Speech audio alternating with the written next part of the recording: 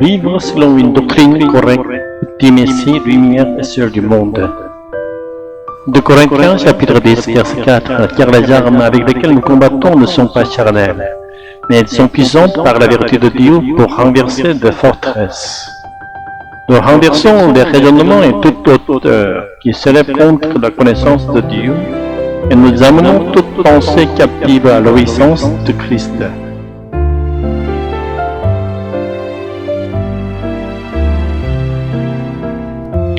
La traduction coréenne traditionnelle de 2 Corinthiens 10, verset 4, détruire toutes les théories, est une traduction incorrecte. Cette erreur provient de la différence de syntaxe entre le coréen et le grec. Ici, forteresse solide et toutes les révélations d'élévation se rapportent à ce qui suit, contre la connaissance de Dieu, et ne désigne pas littéralement toutes les théories ou idées. En grec et dans d'autres langues occidentales, anglais, français, etc., les groupes qualificatifs suivent le nom qu'ils modifient.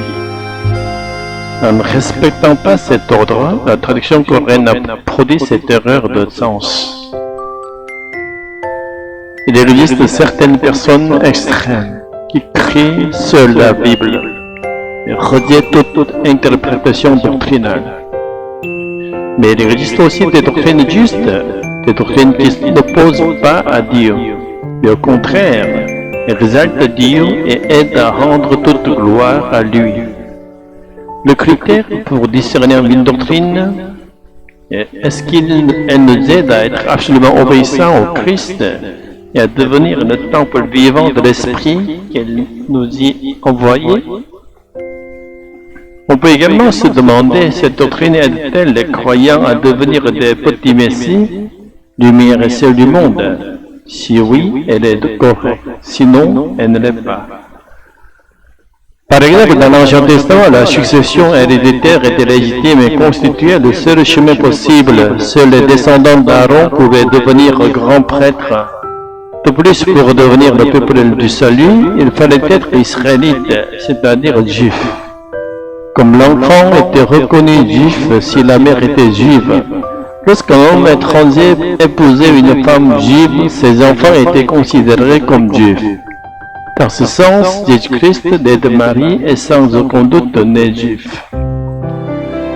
Cependant, Jésus-Christ n'est pas venu naître dans le corps de Marie pour passer d'un statut étranger à celui de juif, mais pour descendre de la divinité à l'humanité. Dieu est devenu homme pour nous donner éternellement son esprit, le Saint-Esprit. Jésus a été conçu par la présence du Saint-Esprit, avec qui sa vie terrestre pleine de l'Esprit, est ressuscité et monté au ciel, envoyant ce Saint-Esprit à nous.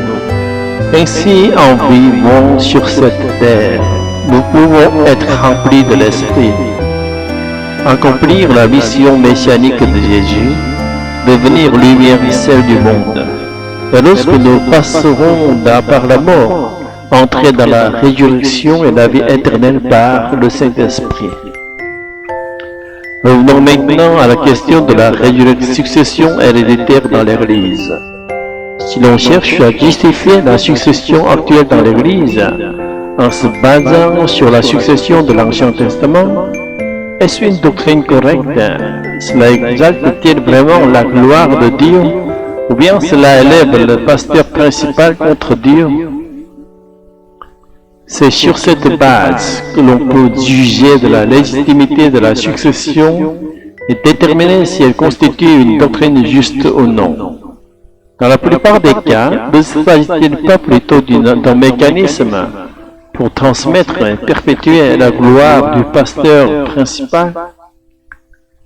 Et n'est-ce pas par le biais d'un descendant, presque comme une extension de lui-même, que l'on élève un homme plutôt que Dieu?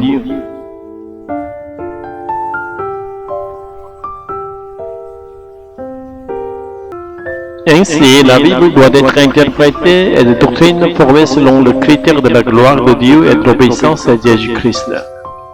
Certains séparent certains versets bibliques et les interprètent à leur guise, pour en faire des doctrines, ce qui est parfois la formalisation doctrinale nécessaire.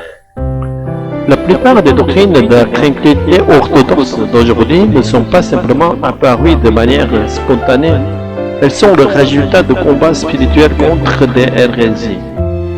Par conséquent, nous ne devons pas placer la doctrine au-dessus de la parole de Dieu, mais nous devons aussi être prudents face à l'affirmation selon laquelle toutes les doctrines seraient inutiles ou devraient être détruites. Or, la traduction coréenne de 2 Corinthiens chapitre 10 verset 4 dans votre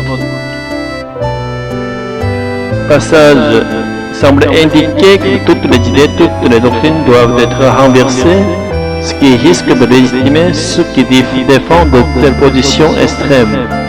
Enfin, permettez-moi de clore cette méditation par un dernier exemple. La doctrine de la Trinité a été formulée pour affirmer que Jésus est Dieu.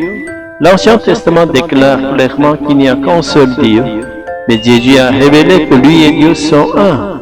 Pour les Juifs qui suivent l'Ancien Testament à la lettre, cela constitue un véritable scandale. La Trinité est le fruit des efforts visant à expliquer comment Jésus, Fils de Dieu, peut être un avec Dieu et à rendre pleinement gloire à Jésus. De plus, l'existence du Saint-Esprit n'est pas toujours révélée dans l'Ancien et le Nouveau Testament comme une personne distincte. Dans le Nouveau Testament, il apparaît plutôt comme le sujet grammatical de verbe, c'est-à-dire enseigne, guide et prie pour nous, ce qui permet de le présenter comme une personne agissante. En revanche, dans l'Ancien Testament, il est souvent décrit comme une substance ou une force, comme l'eau, le feu, l'huile ou le souffle de Dieu, sa personnalité explicite. Cependant, Jésus a clairement promis d'envoyer notre consolateur, le Saint-Esprit, à nous. Puisque Jésus est Dieu, le Saint-Esprit, qui est un autre consolateur semblable à Jésus, est également Dieu. Ainsi, en un seul Dieu, il y a 3 personnes. Le Père, qui est le Père de Jésus, le Fils, Jésus, et le Saint-Esprit, que le Fils reçoit du Père pour nous l'envoyer. Ce sont donc 3 personnes en un seul Dieu. La doctrine de la Trinité n'est pas la même autorité directe que les Écritures, car elle a été formulée par les hommes. Cependant, elle sert à renverser les théories qui cherchent à diviniser les chefs religieux ou à présenter le Saint-Esprit comme un simple pouvoir manipulable et à glorifier Dieu. Seigneur, aide-nous à connaître correctement Jésus et à accueillir pleinement le Saint-Esprit, afin qu'en vivant la vie des petits messies, nous devenions lumière et sel du monde, et qu'à travers le Saint-Esprit, nous entrions dans la résurrection et la vie éternelle, jouissant à jamais de la paix et de l'amour de Dieu. Alléluia, Amen. Seigneur, aide-nous à connaître correctement Jésus, à accueillir pleinement le Saint-Esprit et à discerner la doctrine juste, que nous vivions la vie des petits messies, devenant lumière et sel du monde, et que nous accomplissions ta volonté selon la vérité de ton enseignement. Par le Saint-Esprit, conduis-nous à la résurrection et à la vie éternelle, afin que nous jouissions à jamais de ta paix et de ton amour. Alléluia, Amen.